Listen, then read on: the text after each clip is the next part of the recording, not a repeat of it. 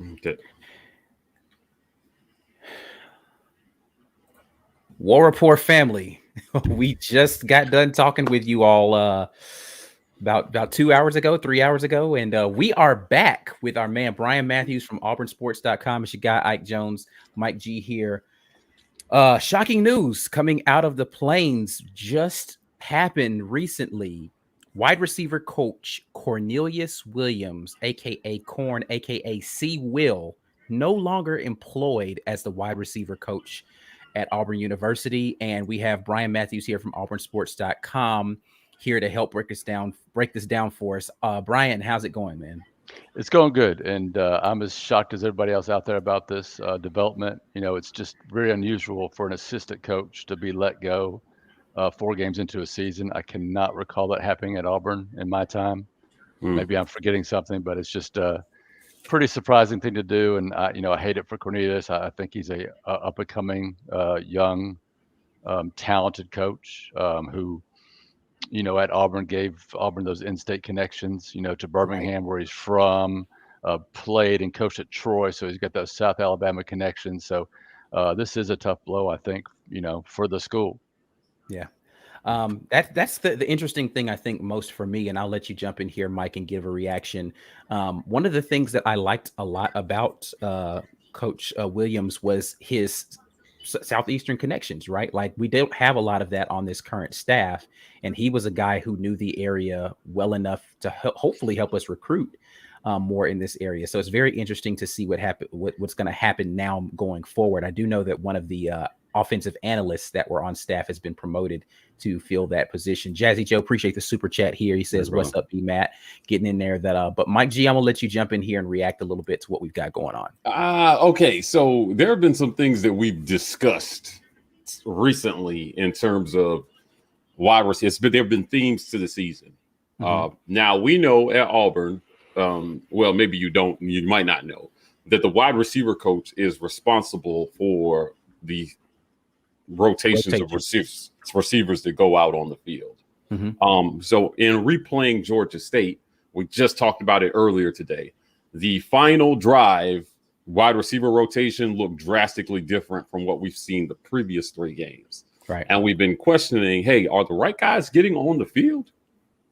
So, they go out, TJ goes out there, and we see Canyon making NFL type catches. Right, the tiptoe on the sideline deal. It looked a little different. Now, they were in scramble mode trying to win the game, but I'm wondering if Harsin looked at this and said, "This was something that this is something that I delegate to my assistants. So, if that's not getting done right, what do I need you for?" Right, we got a struggling quarterback, and we need to put the best pieces. I mean, this group has kind of been maligned. Anytime Harsin has been asked about quarterback play, he has said the guys around Bo need to play better. Right. Yeah. And if it is the wide receiver coach's responsibility to put those guys around Bo on the field, I'm just wondering, is that, B Matt, what's your feeling? Is that at the core of this decision, or? I think you're spot on, and I did notice the different receivers like Canyon getting in there, and Canyon, if y'all recall, was just terrific at Auburn's bowl game, and we've barely seen him all season until really that game, right? And we'd heard he's having trouble picking up the offense, et cetera, different reasons why he hasn't played yet. And we've certainly heard about the production for the wide receivers and how that they've been slow to pick up things, but it's also a big transition for them too. So it had been the focus of a lot of the, I don't know if negative is the right word, but a lot of the reasons that the offense was struggling. A lot of that attention was brought onto the receiver position. That was from the coaching staff mostly. Yeah. And I do think that Harsin, it's his team. He's got to do it the way he wants to do it, right? He's the man in charge. So if this is what he thinks best for the team, then he's got to do it. But that doesn't mean as a person, as a journalist who's covered college football for 21 years, or who's had relationships with a lot of coaches over time, I can't feel really bad for Cornelius right now, and disappointed for him too. Yeah, I mean, it's a win now. I think this is a signal to the power brokers and to the fan base that this coach wants to win now. For sure. He wants to win now, and he's not willing to burn a whole season to figure it out. I think we saw that against Georgia State. He did everything to make sure in the post-game presser, B-Matt, Harsin said, I had done everything that I could do. He did. We talk about the quarterbacks, yeah.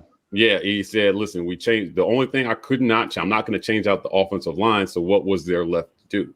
Right. And we did see that. We saw a whole different rotation of receivers go out. We saw, we saw something drastically different in the last 18 minutes of that game than we did the previous. So I'm just thinking to myself, there's a part of me, and this is not based on anything, right? There's a part of me that feels like,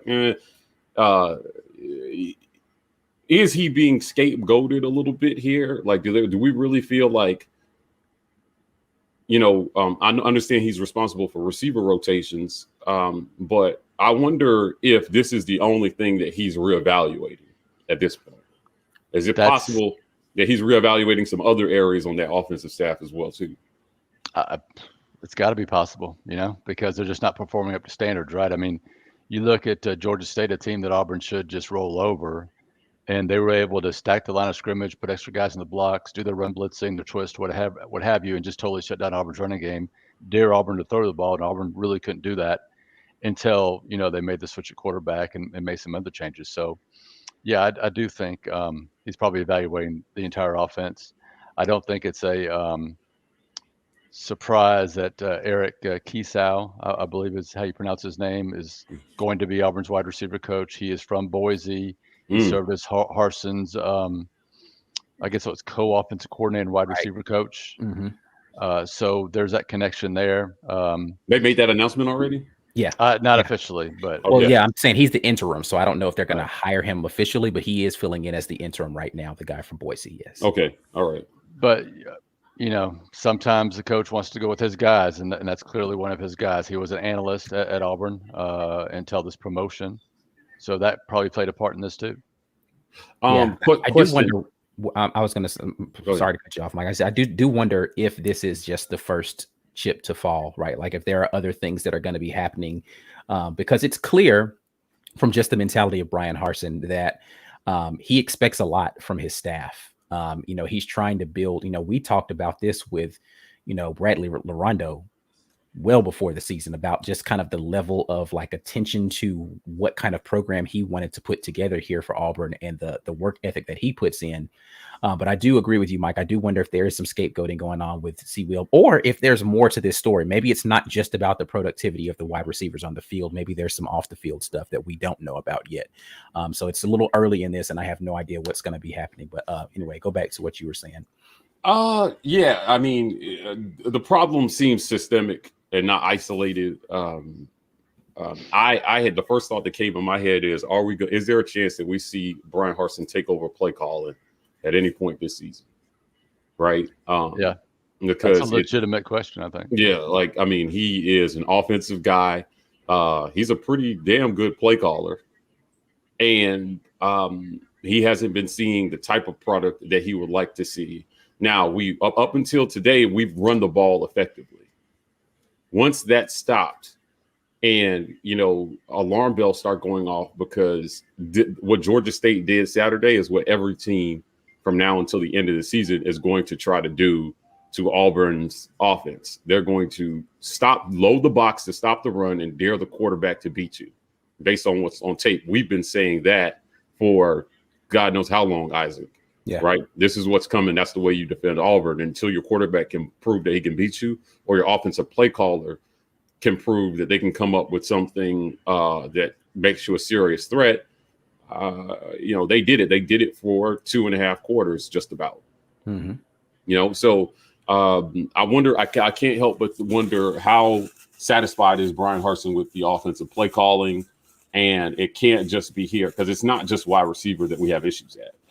Yeah, which is crazy. I mean, Will Friend's one of the best ones in the industry. The offensive line looks pretty bad right now. But I mean, it's difficult, right? Because there's so little time that they've had to come in, learn a new system, teach it to, like, not only did, this is something that we don't talk about. Not only did the players have to learn a new system, the coaches actually had to learn a new system, right? Like, so if Bobo and Harsin aren't installing a new system, Will had to learn that in order to be able to even teach it to somebody else, right? Like, it's not as if it's just plug and play because I've played wide receiver, I've coached wide receiver, that I automatically know how to coach for this specific system to teach kids how to do this thing.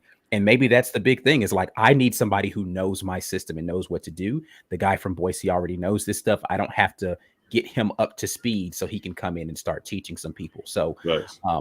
We got a couple of super chats here, and I'm gonna let you jump back in because I do want to talk about what you feel like this is going to impact from a recruiting standpoint here in just a minute, B-Matt. But Jazzy Joe says, do we think Robertson had anything to do with this? Did Will bench him? Can he do that? From our understanding, Will has pretty much autonomy over the rotation of the wide receivers who are in and out of the game. So I don't know what the situation was with. Do you have any idea why D-Rob didn't play this last game, B-Matt? I saw him out there. And he was definitely dressed. Yeah. So no, I don't have a definitive answer for you on that. And in fact, I was surprised he wasn't out there more. So there are a lot of mysteries about that position.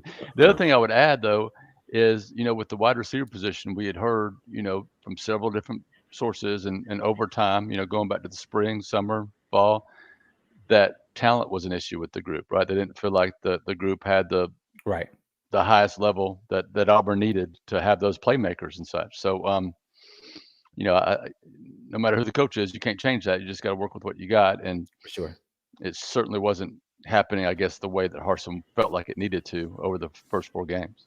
Yeah. So, super chat here. People are saying Bobo needs to be the next one out the door. This is Mojo Nixon loves fried chicken. I'm guessing the C is. Every time I see that, I wonder if the C is chicken.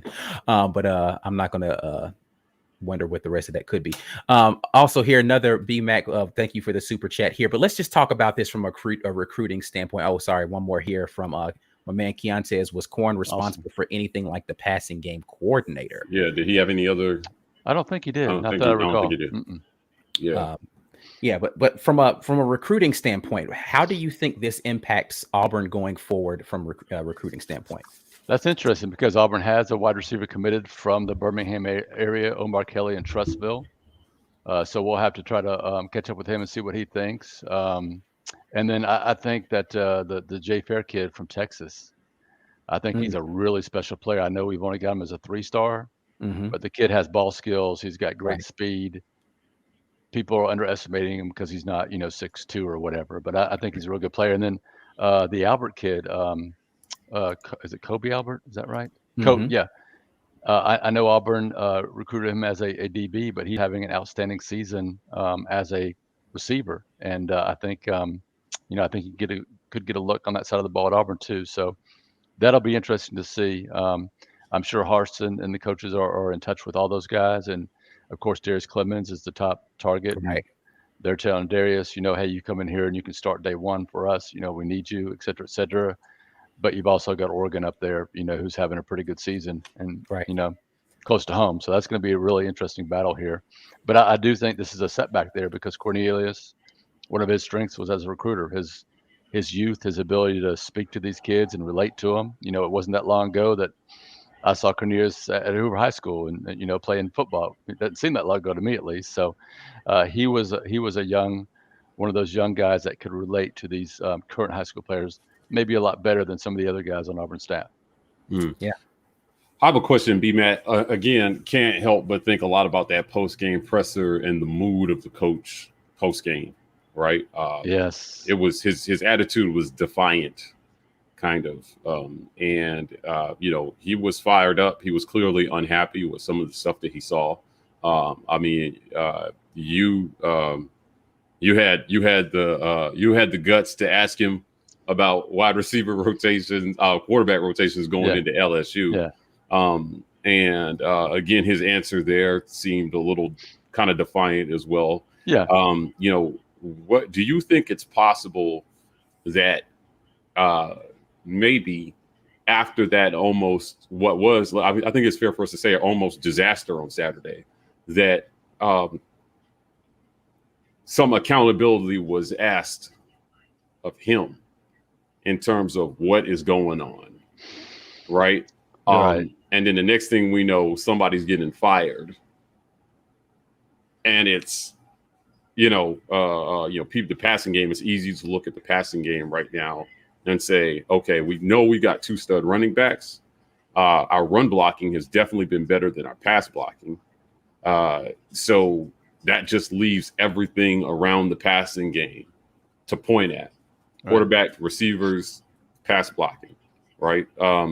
There's not a lot you can do in terms of changing our offensive line, but you have to do something, right? Because this October slate is brutal. Do you think maybe somebody, I don't know. I don't want to start rumors. I'm just saying, do you think maybe there was someone on high called down and said, make some changes? Maybe, but the reason I would say probably not is because Auburn doesn't have a lot of strength right now in its leadership. You've got an AD in Alan Green, who's a terrific person, but he's not necessarily in charge right now. You've got the general over there, basically, in charge of a few sports. And, I'm not sure he's the guy that's dictating things. I think he's the guy that's trying to take care of things for those coaches and keep them happy. I do think Harsin's the type of guy that, if he sees an issue or problem, he is going to hold that person accountable and quickly and swiftly. And I think that we've seen that here for sure. And I do want to address that question. First of all, I didn't think it was, a good thing to go through that press conference and not ask Carson, one of us, to ask him, hey, what is your plan at quarterback going forward, right? It's a fair question. Right. It's a fair question. So that was important. I don't think his answer was wrong. I don't think he was mad at me about it. I just think that was his reaction to the idea of having a quarterback question or a quarterback controversy, or however you want to label it. So I don't take that personally. I've been doing this 20 years. Don't think he's mad at me. I'm not upset at him. It's just part of, being a reporter and, talking to a coach. Sometimes there are issues that they're hot about that we still got to ask them about anyway. We may get a reaction like that, but it's still, doing our jobs. Yeah, absolutely. I think you were doing what you needed to do by all means. Here we've got Cleveland Brown says, I bet y'all thought your day of going. Yes, we did think we were done for the day. I had already gotten to the place where I was just like, and on with my day. And then boom, this drops. So, hey, listen, we're here for you guys. And yes, we are working hard on your behalf. We are here with Brian Matthews, auburnsports.com, talking about the very recent news of the firing of Coach Cornelius Williams from Auburn University. I don't want to keep you all on here too much longer, but I do want to just go on to one last little point here of do we have any idea of, I know the only thing that's been announced is the offensive analyst is now going to be wide receiver coach. Is there any inkling that, that anybody has heard that that's going to be the permanent move? Or are they going to be trying to look for another? I've seen some people drop some names in here. The one that keeps getting circled around for some reason is Kevin Sumlin. I don't know that Kevin Sumlin wants to be a wide receiver coach right now. Mm-hmm. So I don't know how that one's going to work out, but any ideas for any replacement specifically and for the Southeast region recruiting standpoint? Any ideas of where we could go from here? I think it's going to be Eric Kiesau unless he doesn't perform to standards here. I think there's a reason that, he was put in that position right away. I just think he's one of the Harson's guys. He's one of those Boise boys, as we want to call it. And I'm not using that as a bad term. Mm-hmm. I know it might be used that way in some circles by some people, but I just think when Harsin is under, when he feels like, things aren't maybe going as well, he's going to go get the guys he knows he believes in. He knows will get the job done and do it exactly the way he wants to do it. Yeah. And I think, Coach Key is that guy for him at wide receiver. And if there are any changes at Auburn, the staff between now and next year, would not be surprised to see him bring in his guys now, mm-hmm. And not necessarily try to build a staff of guys with a lot of different experience from a lot of different areas, as he did to start out, bringing, these coaches and coordinators with SEC type experience. I have a question.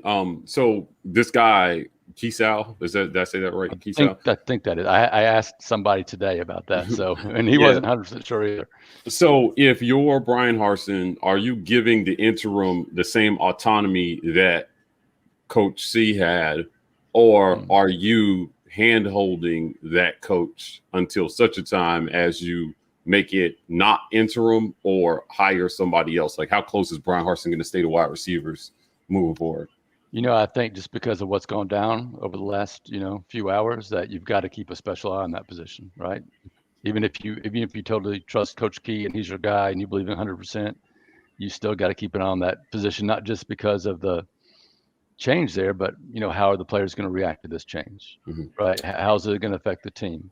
How's it going to affect the offense? So, there's a lot more to it than just switching out coaches and say, hey guys, let's go out there and play some football now. There's relationships there that have been forged over the last, 8 or 9 months since, Coach Sewell's been here. So that's something he has to really take into effect too. I got another follow-up question. How much do you think that the players themselves factored into this coaching change? Is it possible that some of the players maybe voiced their displeasure with the rotations? Were there possibly threats of transfer if I don't see playing time? I mean, I again, that's not based on anything. That's just me saying, hey, there were some guys who we thought were going to be the guys headed into this season. And what did they do? Shedrick Jackson somehow showed up as like a number one receiver. They went in and they got D-Rob from Georgia. Something number one, yeah. Right, yeah. And it was these guys who were emerging at the end of last year suddenly were buried on the depth chart. Yep.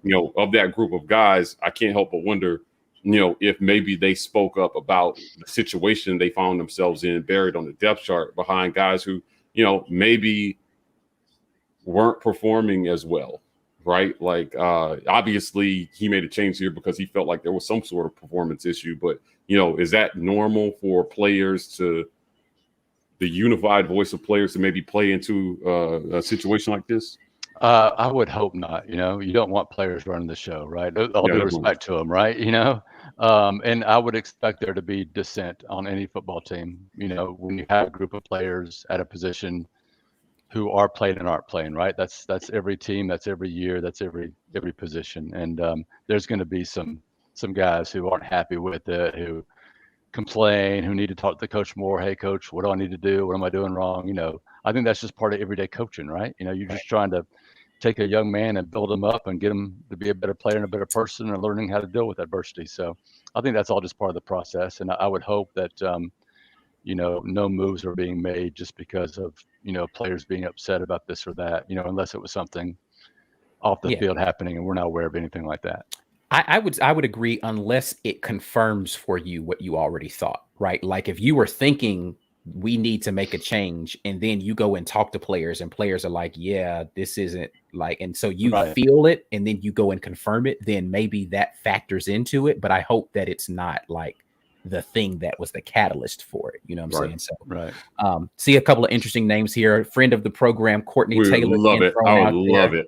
Already on staff there, Trevon Reed also being thrown out there from the fan base. I definitely think that those two are good ideas. Trevon Reed specifically because now I don't know whether or not he's going to be a wide receiver coach, but definitely hopeful they would get him involved maybe in the recruitment portion, move him up into that analyst slot or something like that to let him get a little bit more on the field work from some of the off the field work that he's been doing. All right. Any final thoughts here? I don't want to take up too much of your time. I know this was kind of impromptu here, B-Matt. Definitely appreciate you and the Auburn Sports family for coming and being our insiders for our War Report family. Any final thoughts from you on this? What a game it's going to be at LSU. I mean, we've got an LSU program in a little bit of a disarray. And now, you have to call Auburn in disarray too, with the change of quarterback now, a coach being fired, 4 games in. That's, if you just pull back and look from the outside, that looks like a program that's, undergoing some issues, right? I think that's fair to say. And that's not a knock on Harsin. It's just not normal for this to happen. So this sets up to be a really entertaining, interesting, and pivotal game for Auburn at LSU. Yeah, I'm definitely going to be watching again to see how closely he's sticking to this situation, because wide receiver coach is not the only area where the coaches from what I understand, again, the running back coach is responsible for the rotation of running backs to come in and out of the game. And what did we see on Saturday? Tank fumbled, and then we didn't see him again the rest of the game. Right. That's right. My And I think understanding is that's the right decision by Caddy. Right. Caddy's like, listen, man, you can't fumble in that spot. So you put the other kid in there. Right. I think Caddy did what he was supposed to do. Sit him down. And it worked. It worked. I mean, again, in the shadow of our own goal line, they handed to Jarquez Hunter. He breaks it for like 18 yards to get us out near the 20. And it just seemed like, okay, if you're Harsin and you're looking at that, like, okay, here's a guy who understands, is not just going to go with seniority, but he's going to coach.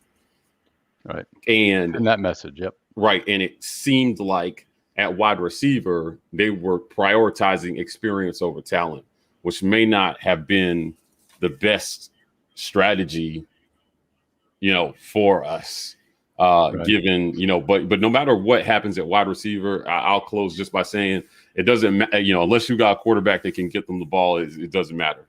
Right. Like they can't throw the ball to themselves. So they still need a quarterback and a scheme that can put them in the right positions to make plays. But and I don't know that necessarily changing out the wide receivers helps you at quarterback, especially when you have a quarterback that only sees a third of the field or a couple guys. Yeah, so, and an offensive line that could do a little bit better job on its blocking would help out too. Yeah, facts. So.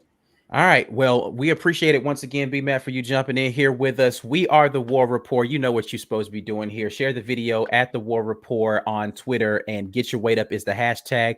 Make sure you like the video right now. Make sure you're subscribing to the channel so that you can get all of the great information that we got going on. We are the War Report on Twitter and Instagram. Also on Facebook, we have the Facebook page, TW Report on TikTok. That's it. We are out of here once again. Hopefully we don't see y'all until tomorrow when we break down the film. Like if we're any more news today, then we are definitely in some trouble. But until the next time, as always, War Eagle, we're out. Yeah.